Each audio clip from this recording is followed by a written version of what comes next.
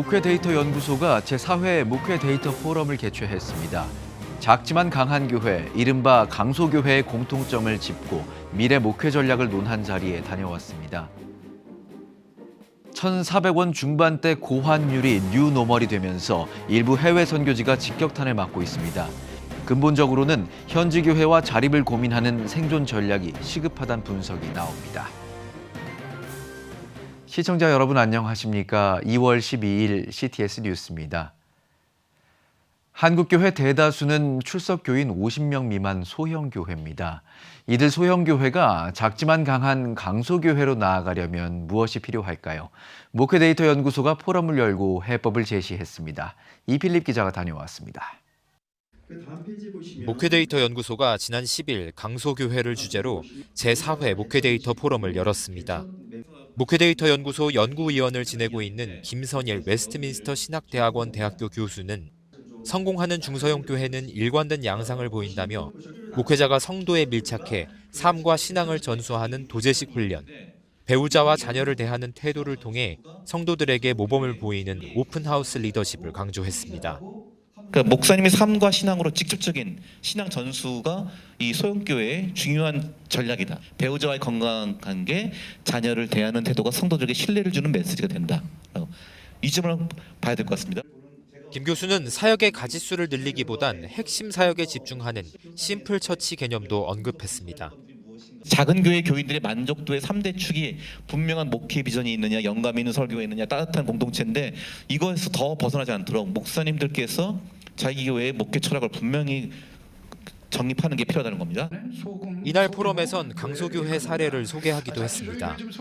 광주 어울림교회 임원빈 목사는 교회 개척 초기에 상가에서 전도한 이야기를 전하며 복음을 전하기 전에 목회자가 좋은 사람이 되는 게 우선이라고 말했습니다. 관계 중심성에 방점을 찍은 겁니다. 이런저런 이야기를 나누기 시작했습니다. 그런데 왜 교회에 오란 얘기를 안 해요? 이런 얘기를 하는 거예요. 그래서 그때 그렇게 얘기했어요. 저는 그냥 사장님과 이렇게 차 마시면서 얘기하는 게 좋아요. 나아가 교회보다 성도를 먼저 생각하는 접근이 부흥의 열쇠라며 가정이 깨진 사람, 채무에 시달리는 사람 등 어려운 상황에 처한 이들을 모두 환대했다고 밝혔습니다. 교회는 교회에 필요한 사람들이 모이는 것이 아니라는 생각이 들었습니다. 교회는 교회를 필요로 하는 사람들이 모이는 것이 교회야겠다 이런 생각들을 하게 된 거죠. 이어 사례 발표에 나선 사김의 교회 강정규 목사는 독서실 관리자로 하루 14시간 주 6일 근무하며 이중직 목회자로서 개척교회를 키운 이야기를 전했습니다. 사실 개척교회에 누군가 온다는 것은 오는 것만으로 부담이 매우 큽니다. 근데 저는 여기에 와서 그들이 내가 이 교회가 작으니까 뭔가를 해야 되는 부담을 주고 싶지 않았어요. 이어 강 목사는 성도들이 자발적으로 사역에 임하는 구조를 만들고 성도를 1대1로 양육하는 일에 힘썼다며 효율이 아닌 본질에 집중했다고 밝혔습니다. 이 자발성을 점검하기 위해서 저희는 모든 사역의 그 역할이 1년직이에요. 1년 지나면 다 해고입니다. 자원하는 사람이 나오면 하고 자원하는 사람이 나오면 안 합니다.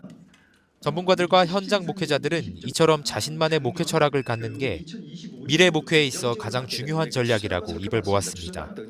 CTS 뉴스 이필립입니다. 고환율 사태가 장기화하면서 일부 해외 선교지가 직격탄을 맞았습니다. 한국교회는 예전만큼 보낸다지만 현지에선 사역비의 3분의 1이 환율 때문에 공중분해되고 있는 건데요. 이젠 돈에 의존해 건물을 짓고 사업을 벌이는 선교 방식으론 버티기 어렵다는 목소리가 높습니다. 이현지 기자의 보도입니다. 원화 가치가 떨어졌는데 왜 동남아 선교지가 힘들어지는 걸까? 핵심은 우리 돈의 구매력이 떨어졌기 때문입니다. 보통 해외 사역비는 원화를 달러로 바꿔 현지에 송금하는데 원화 약세로 같은 100만 원을 보내도 바꿀 수 있는 달러 액수 자체가 줄었습니다. 선교사들이 최종적으로 손에 쥐는 현지 화폐량은 과거보다 30% 넘게 쪼그라들 수 있는 상황. 한국교회는 변함없이 후원하고 있지만 현지에선 사역비 3분의 1이 공중분해된 셈입니다. 태국이 예전에 제가 있을 때 27원 정도였어요. 1바트에.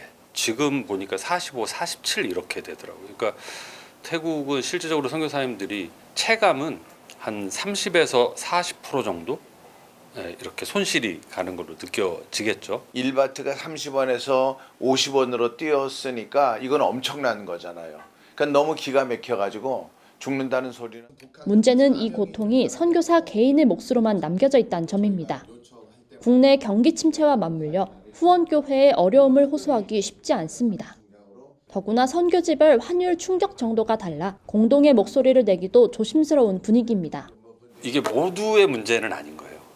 일부의 문제이다 보니까 선교사들이 이 문제를 공식적으로 막 오픈할 수는 없고 선교사들 단톡방 같은 데서 하소연하듯이 이야기한다는. 위기 극복을 위해 선교단체들도 허리띠를 졸라매고 나섰습니다.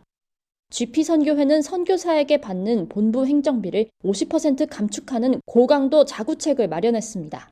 본부 사역은 매우 어려워졌습니다. 거의 매달 한 1,000만 원 이상 정도가 기존의 그 유지비에서 이제 부족해지는. 한국 본부가 현장의 선교사들을 선제적으로 함께 희생한다는 의미의 전달은 충분했던 것 같습니다. 선교 전문가들은 환율 리스크를 최소화하기 위해 원화 정액 중심의 후원 방식을 현지 물가 연동형으로 전환해야 한다고 제언합니다. 무엇보다 이번 위기를 한국 선교의 체질을 개선하는 터닝 포인트로 삼아야 한다는 목소리가 높습니다. 선교사님들이 사역이 안정적이 되려고 하면은 프로젝트를 안 해야 돼요. 땅 사고 센터 짓고 건물 짓고 예배당 짓는 일을 안 해야 되는 겁니다. 이런 것들은 서구 선교사들이 했던 거거든요. 10년 전 1,100원대였던 원달러 환율이 이제 1,400원 중반대를 훌쩍 넘어선 시대. 고환율과 원화 약세가 일상이 된 뉴노멀을 맞아 재정에 의존하는 보내는 선교를 넘어 현지 자원을 활용하고 자립하는 전환이 필수 과제가 되고 있습니다. CTS 뉴스 이현지입니다.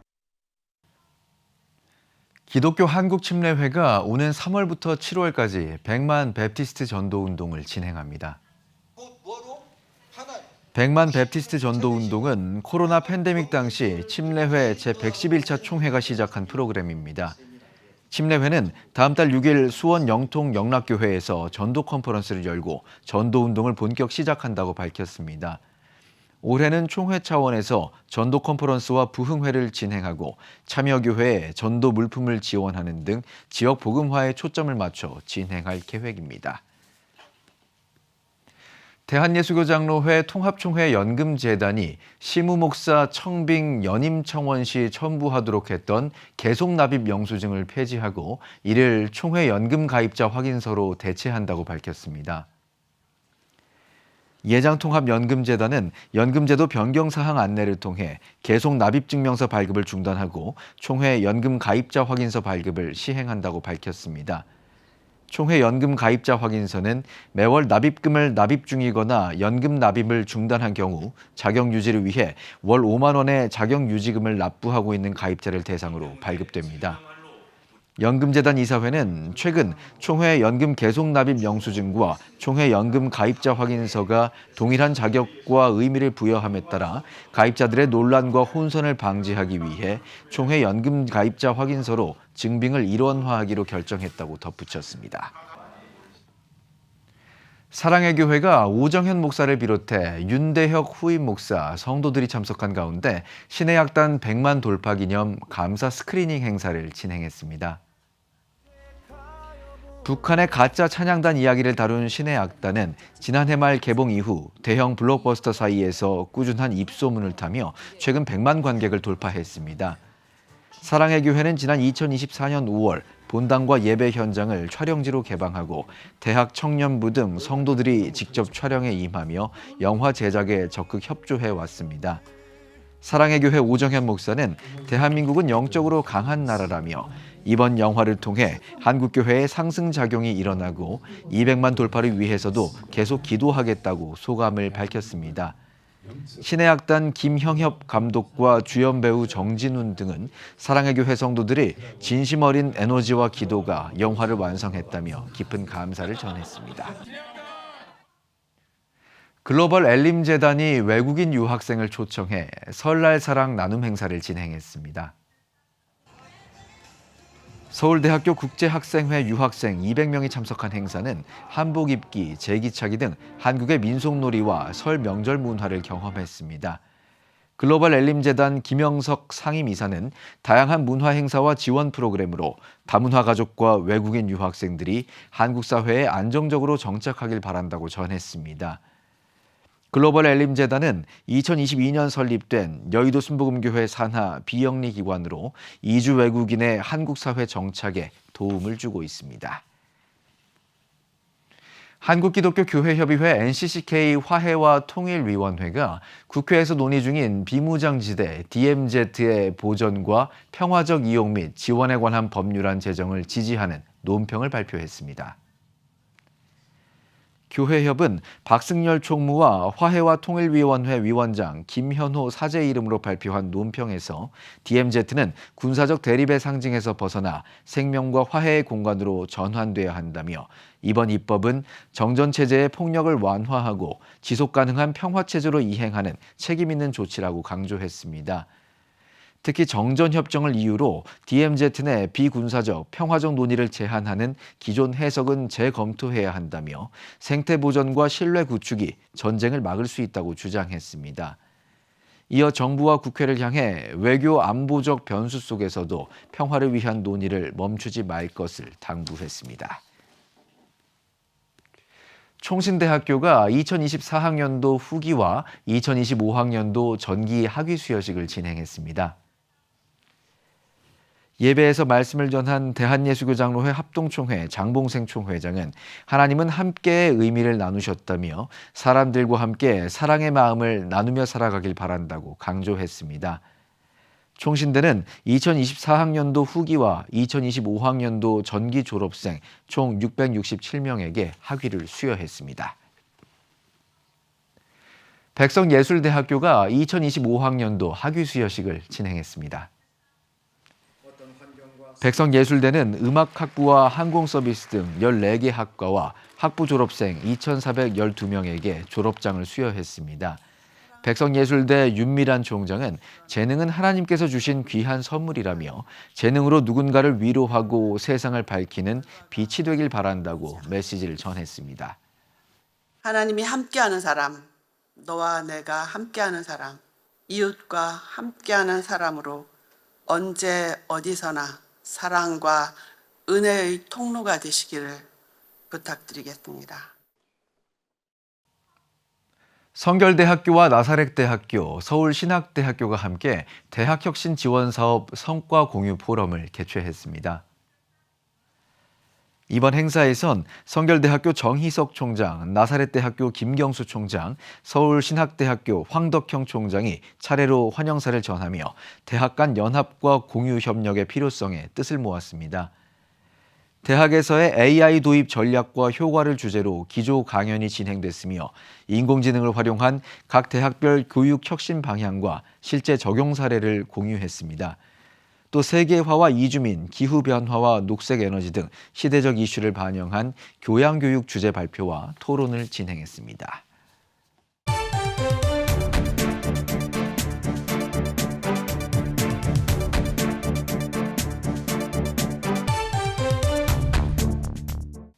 네, 한 주간 기독교계 이슈를 살펴보는 시간입니다. 스튜디오에 CTS 보도국 김인혜 기자 나와 있습니다.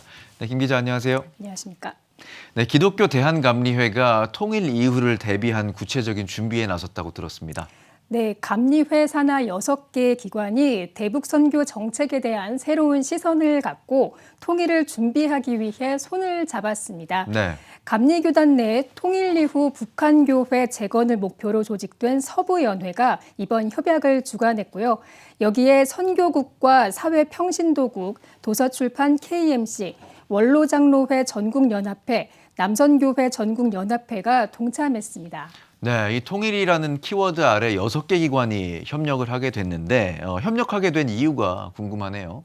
네, 서부연회는 이번 업무협약에 대해서 20여 년간 지속된 이 안타깝고 답답한 남북 현실 속에서 낙담하기보다 새로운 시선으로 문제를 인식하고 한국교회 교단 가운데 감리회가 선제적으로 2026년도에 대북선교의 장을 열어가겠다는 의미가 담겨 있다고 설명했습니다. 예. 또 김정석 감독회장은 최근 교단 내외 공식 석상에서 2026년은 북한 선교와 평화 통일을 본격적으로 준비하는 해임을 강조했고 감리회 내부에서는 서부연회를 중심으로 평화 통일 운동에 적극 나설 뜻을 피력한 바 있습니다.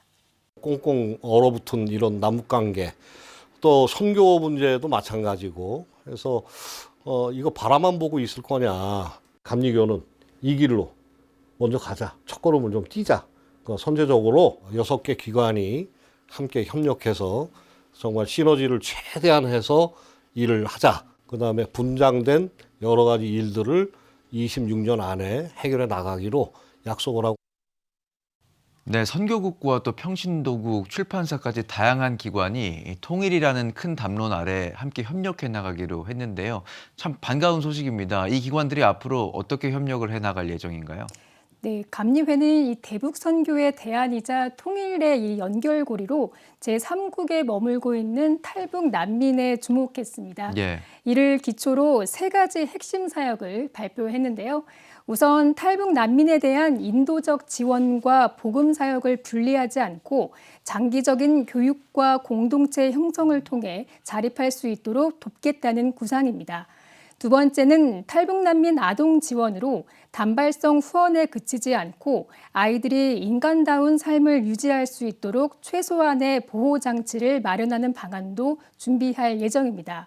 세 번째는 국내에 정착한 탈북민들, 현재 약 3만 2천 명이 살고 있는 것으로 추정되는데요. 네. 이들을 위한 지원도 강화한다는 계획입니다.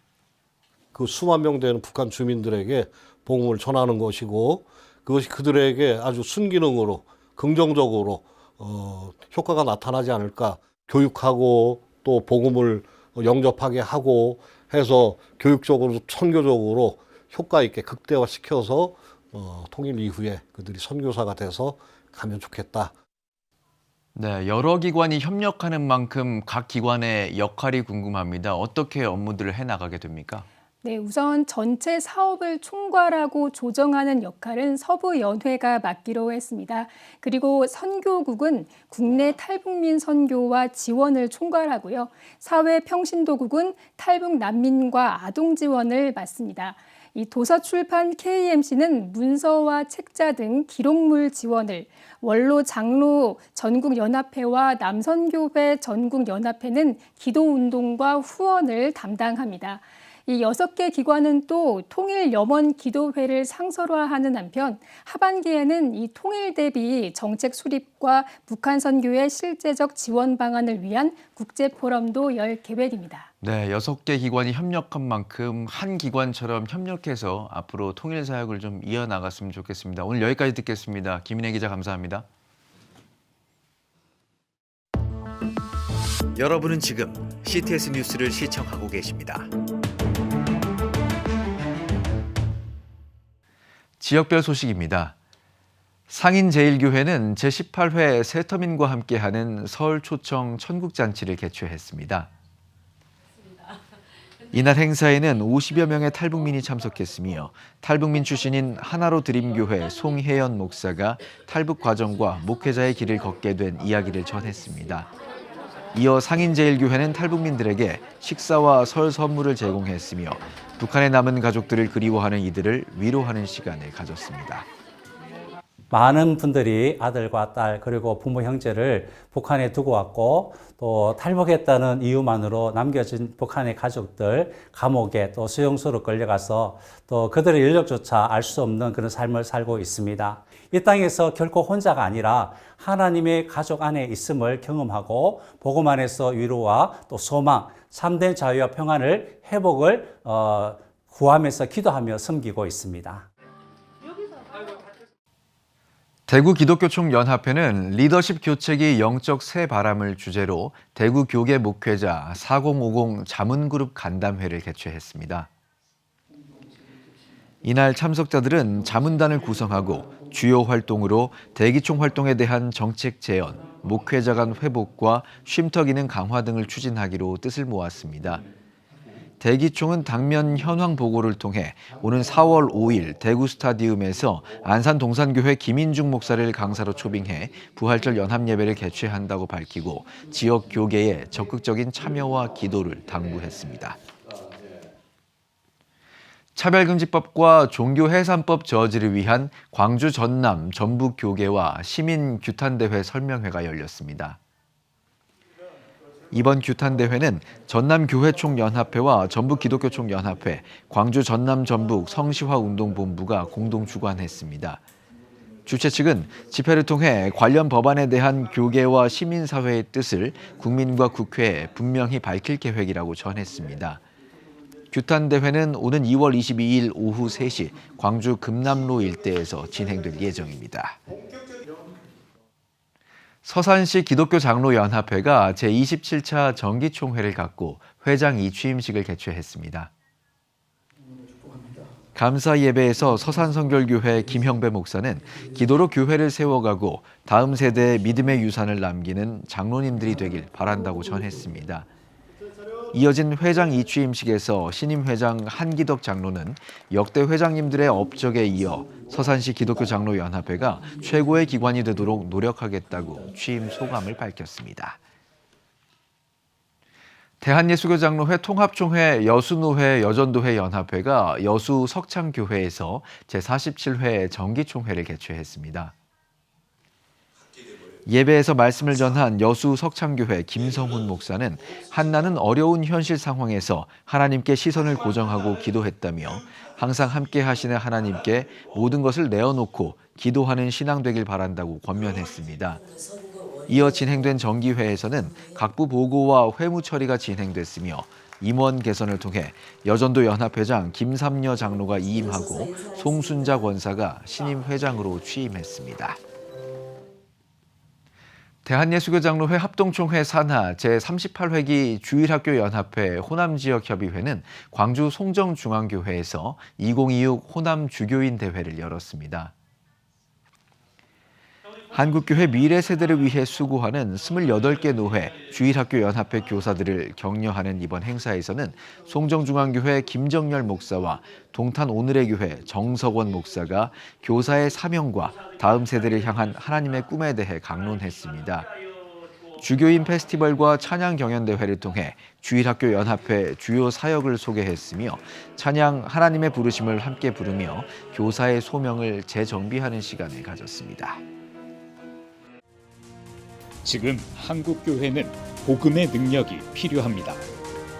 하나님 앞에서 자신을 돌아보는 회개 용서운동, 성령의 임재를 간절히 구하는 기도 성령운동, 오직 말씀과 기도로 다시 일어서야 합니다. 한국교회가 복음의 능력을 회복할 때 나라와 민족을 살리고 다음 세대가 믿음으로 바로 설 것입니다. 예수 그리스도의 생명의 복음으로 하나 되는 한국교회, 개혁주의 생명신학이 예수 생명의 마중물이 되겠습니다. 이 캠페인은 기독교대학의 글로벌 리더 백석대학교와 백석총회가 함께합니다.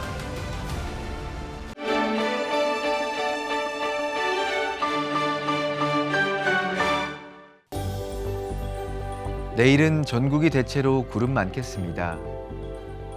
최저 기온은 영하 3도에서 영상 9도, 최고 기온은 영상 10도에서 16도가 되겠습니다.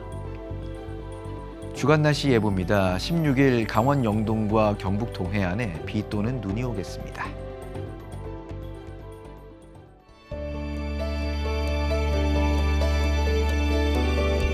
백만인 기도운동에 새롭게 참여하신 분들입니다.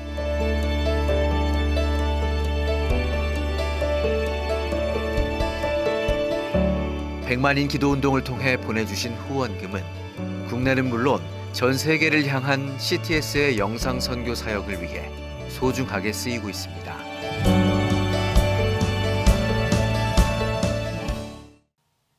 CTS 뉴스 오늘 순서 여기까지입니다. 시청해주신 여러분 고맙습니다.